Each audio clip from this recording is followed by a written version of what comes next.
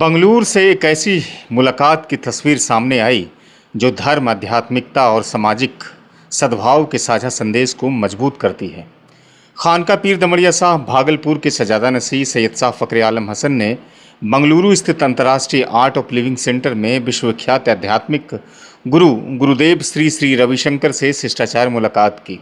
यह मुलाकात महज एक और औपचारिक भेंट नहीं रही, बल्कि इसके केंद्र में रहा मानवता, प्रेम, भाईचारा, आध्यात्मिकता और विश्व शांति का साझा विचार। गुरुदेव श्री श्री रविशंकर के आमंत्रण पर सैयद शाह फखरे आलम हसन ने आश्रम में 2 दिनों तक प्रवास किया। इस दौरान उन्होंने आश्रम की आध्यात्मिक वातावरण, वहां चल रही गतिविधियों और सेवा के कार्यों को करीब से देखा। मुलाकात के दौरान सैयद शाह फखरे आलम हसन ने कहा कि आध्यात्मिकता का वास्तविक उद्देश्य केवल ईश्वर से जुड़ना नहीं, बल्कि इंसान को बेहतर इंसान बनाना भी है।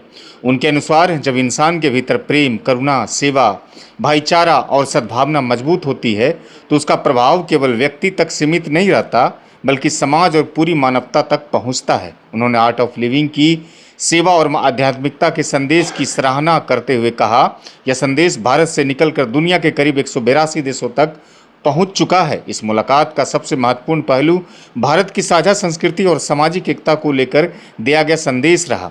सैयद शाह फखरे आलम हसन ने कहा कि आज भारत को पहले से कहीं अधिक आपसी विश्वास, प्रेम, सद्भावना और राष्ट्रीय एकता की जरूरत है। भारत की ताकत उसकी विविधता में छिपी एकता है, जहां अलग अलग धर्म, समुदाय, परंपराएं और संस्कृतियां सदियों से साथ साथ आगे बढ़ती रही हैं। उन्होंने स्पष्ट शब्दों में कहा कि धर्म और आध्यात्मिकता का काम दीवारें खड़ी करना नहीं, बल्कि दिलों को जोड़ना है।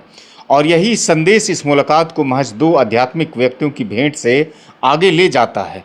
एक तरफ सूफी परंपरा से जुड़े सजादा नसीह सैयद शाह फखरे आलम हसन और दूसरी तरफ आध्यात्मिक एवं सेवा आंदोलन के प्रमुख गुरुदेव श्री श्री रविशंकर। दोनों ही परंपराओं की अपनी अलग पहचान है, लेकिन मानवता, शांति और सद्भावना जैसे मूल्यों पर दोनों की सोच एक साझा धरातल तैयार करती दिखाई देती है। सैयद शाह फखरे आलम हसन ने विश्व शांति और मानवीय एकता के लिए गुरुदेव श्री श्री रविशंकर के प्रयासों की सराहना करते हुए कहा कि अगर प्रेम, शांति, करुणा और सद्भावना का यह संदेश लगातार आगे बढ़ता रहा तो भारत दुनिया को शांति और आध्यात्मिकता का मार्ग दिखाने में महत्वपूर्ण भूमिका निभा सकता है। उन्होंने गुरुदेव श्री श्री रविशंकर के उत्तम स्वास्थ्य, दीर्घायु और मानवता एवं विश्व शांति के मिशन की सफलता के लिए विशेष प्रार्थना भी की। इस अवसर पर सैयद शाह फखरे आलम हसन के साहबजादे सैयद शाह हुसैनी भी उनके साथ मौजूद रहे। कुल मिलाकर बंगलुरु में हुई यह मुलाकात एक महत्वपूर्ण संदेश देती है। रास्ते अलग हो सकते हैं, पर इंसानियत का मंजिल एक है। प्रेम, सद्भावना और आध्यात्मिकता